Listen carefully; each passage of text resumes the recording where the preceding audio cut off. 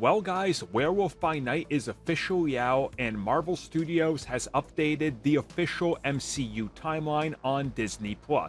So now we know exactly when it takes place. So to avoid spoilers, the thumbnail will not have it placed correctly because it'd be a major spoiler. But let's talk about how this is the furthest along in the MCU timeline. Okay, so let's talk about the complex MCU timeline, and this will be the last time I mention it here. 2 audio commentaries just came out this week, Werewolf by Night, She-Hulk Episode 8. We talk a lot. We almost talk non-stop about theories, how much this opens up the universe, and so much more. Hopefully we see you guys there, because next up we got 2 Spider-Man-centric movies coming at everybody. But now let's just talk about the MCU timeline. So again, for sake of spoilers, I didn't put it in the thumbnail where it actually goes, because Marvel spun this and hyped it up as a period piece set way back in the 20s, possibly early 30s. And that's what they told us it was. They were telling everybody, interview outlets, they're like, oh yeah, this takes place in the past, don't worry about it.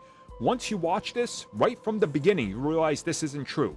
The opening has the Avengers, and then they go talking about, oh yeah, here's the heroes, but what about the weird stuff, the monsters? And then the story plays out, and you start to pick up on the dialogue and go, wait a second, they're using modern words and phrases. What's happening? By the end of it, you realize, oh yeah, this is definitely modern day. Well, Marvel Studios updated the timeline, and if you go to that section on Disney Plus and you look at it, this series is officially placed at the end of the timeline, meaning it takes place after the recently released Thor: Love and Thunder, which up until this point was literally the last one in the timeline.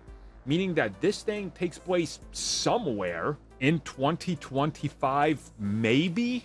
Again, we haven't really had them spell it out for us or give us concrete years. We're kind of just still going by, general mentions and how dates line up with real-world events. But again, it doesn't really matter at this point. What we know is it's the furthest along in the timeline. Obviously, there's a lot that goes into this in terms of questions and how we got here and how long has Jack Russell been a werewolf? How long has Man-Thing been on Earth? What's the deal with the Bloodstones now, since apparently they've been active this entire time monster hunting? I mean, there's a lot to unpack here, so it's going to be interesting to see what happens next, where these characters pop up, and why they haven't popped up elsewhere, right? Like, that kind of makes sense too.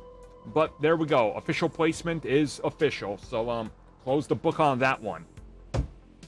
That was me closing a metaphorical book. I actually just shut the top of my iPad. I read books and comics on there, so technically it's a... Never mind. A book like The Darkhold. See, I tied that around because that's connected to all these... Never mind, I'm done.